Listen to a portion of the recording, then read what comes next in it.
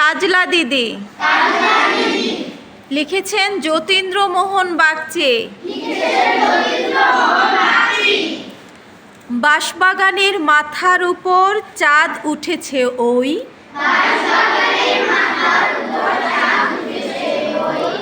মাগো আমার শোলক বলা কাজলা দিদি কই।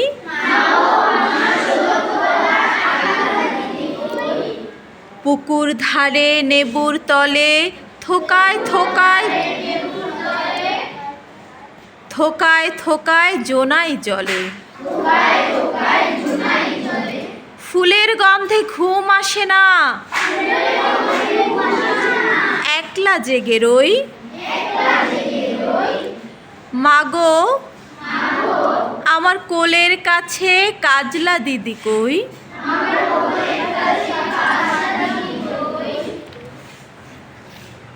সেদিন হতে দিদিকে আর কেনই বানা ডাকো,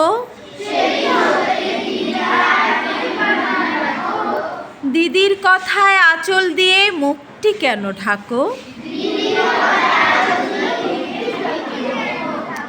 খাবার খেতে আসি যখন, তোমাদের বইতে ভুল আছে, এইটা ঠিক করে নিবা। আমরা ছোটবেলা থেকে এই কবিতা পড়ে পড়ে বড় হয়েছি, ইউটিউবে সার্চ দিলে দেখবা সঠিকটা চলে আসে। এখানে লিখছে খাবার খেতে আমি যখন দিদি বলে ডাকি তখন, এটা ভুল, ঠিক আছে? তো তোমরা আমি এখন যেটা বলছি সেটাই রাইট। খাবার খেতে আসি যখন দিদি বলে ডাকি তখন, ও ঘর থেকে কেন মার দিদি আসে না কো।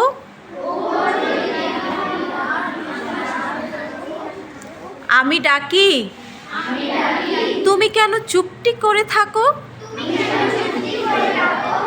বলমা দিদি কোথায় গেছে আসবে আবার কবে।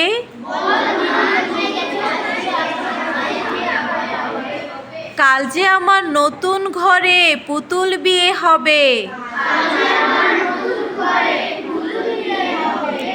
দিদির মতন ফাঁকি দিয়ে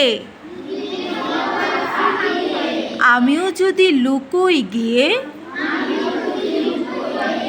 তুমি তখন একলা ঘরে কেমন করে রবে। আমিও নাই দিদিও নাই কেমন মজা হবে। ভুঁই চাপাতে ভরে গেছে শিউলি গাছের তল, মারাস নেমা পুকুর থেকে আনবি যখন জল। ডালিম গাছের ডালের ফাঁকে বুলবুলিটি লুকিয়ে থাকে,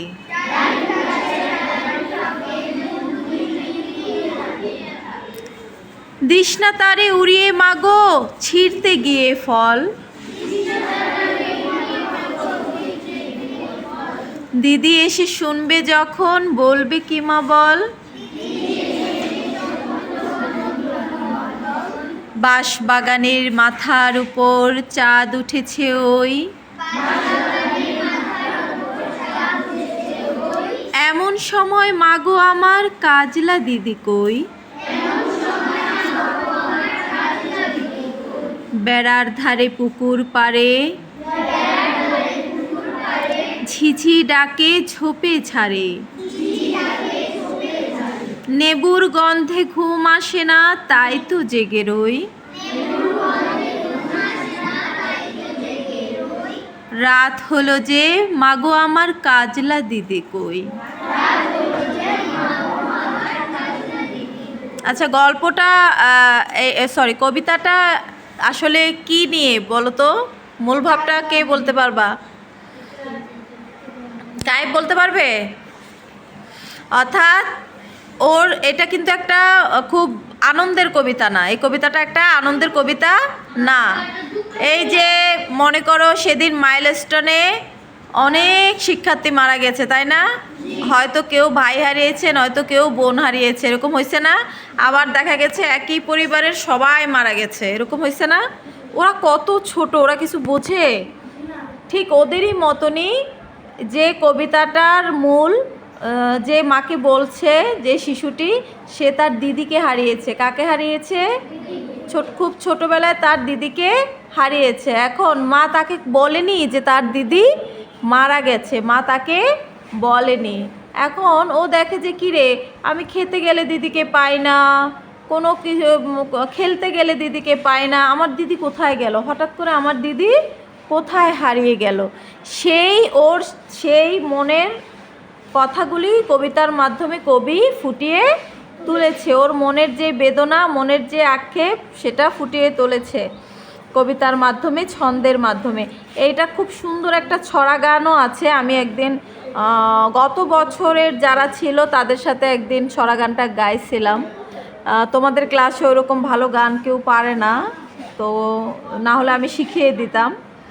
যাই হোক, আমরা কবিতাটা বুঝে সঠিক উচ্চারণে আবৃত্তি করার চেষ্টা করব। আর আমি তোমাদেরকে সঠিক উচ্চারণে আবৃত্তি করার জন্যই আমার মুখে মুখে এতক্ষণ ধরে পড়িয়েছি। কোনো উচ্চারণ তোমাদের বুঝতে সমস্যা হয়েছে? এই যে নেবুর তলে, নেবু মানে কি? নেবু মানে কি? লেবু। কবি তাহলে নেবু লেখছে কেন? ছন্দের জন্য। কেন লেবুর গন্ধে লেখলো তো ছন্দ মিলতো। নেবু হচ্ছে একটা আঞ্চলিক শব্দ, মানে আমাদের দেখবা আমরা কিছু ফলকে বা কিছু যেভাবে বলি অন্য দেশে সেভাবে, বইতে কি সেভাবে বলে না। তো এটা হচ্ছে একটা আঞ্চলিক শব্দ। গ্রামের মহিলারা একটু কথা বলার সময় দেখবা বেশিরভাগই আঞ্চলিকভাবে কথা বলে। আমরাও বলে ফেলি। আমরাও কি সবসময় শুদ্ধ ভাষায় কথা বলি, চলিত ভাষায় কথা বলি?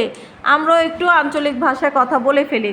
তো কবিতার ছন্দ মেলাতে গিয়ে কবিরাও কি করছে? আঞ্চলিক শব্দ ব্যবহার করছে। তবে আরেকটা বিষয় জেনে রাখো, কবিতায় চলিত ভাষা এবং সাধু ভাষার মিশ্রণটা হচ্ছে কোনো দোষ নাই। এমনিতে কিন্তু এটা কিন্তু একটা ব্যাকরণ, এটা জেনে রাখো। চলিত ভাষার আর সাধু ভাষার মিশ্রণ হলে ওটাকে বলে গুরুচণ্ডালী দোষ। ওটাকে কি বলে? গুরুচণ্ডালী দোষ। যখন দেখবা একটা বাক্যে সাধু ভাষা এবং চলিত ভাষা মিশ্রিত রয়েছে, তাহলে সেটা কোন দোষে দুষ্ট? গুরুচণ্ডালী দোষ। বলো কোন দোষে দুষ্ট? হ্যাঁ, বাংলা ব্যাকরণে এগুলো পাবা, গুরুচণ্ডালী দোষে দুষ্ট।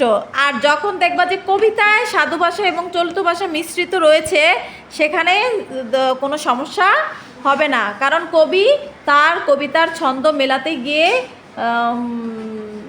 সাধু ভাষা এবং চলিত ভাষার মিশ্রণ করতে পারে। তো বেশিরভাগ কবিতাই দেখবা আঞ্চলিক ভাষা আছে, শুদ্ধ ভাষা আছে, মানে একটা মিশ্রণ আছে। একটা কবিতা আছে না, আবোল তাবোল, পড়েছো? 3-তে আছে না? কে লিখেছে? সুকুমার রায়। ও, এটা 4-এ? আবোল তাবোল 4-এ? ও আচ্ছা আচ্ছা, তাহলে তোমাদের ক্লাসে আমি পড়িয়েছি। ওটা একটু বলো তো, আবোল তাবোল কবিতাটা।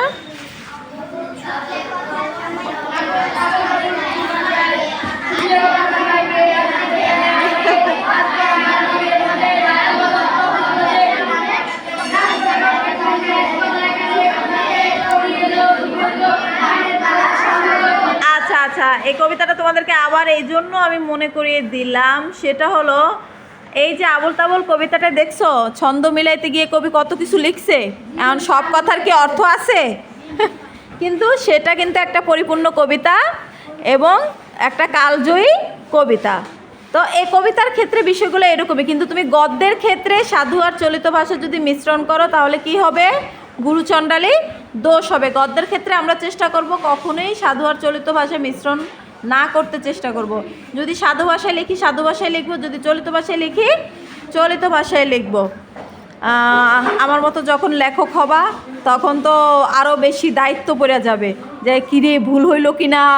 আমি যখন একটা লেখা লিখি ওটাকে আবার 100 বার নিজে পড়ি, বানান ভুল হইল কি না, ভাষার কোনো ঝামেলা হইল কি না, ব্যাকরণ মেনে লিখলাম কি না, এই সমস্যাগুলো আমাদের হয়।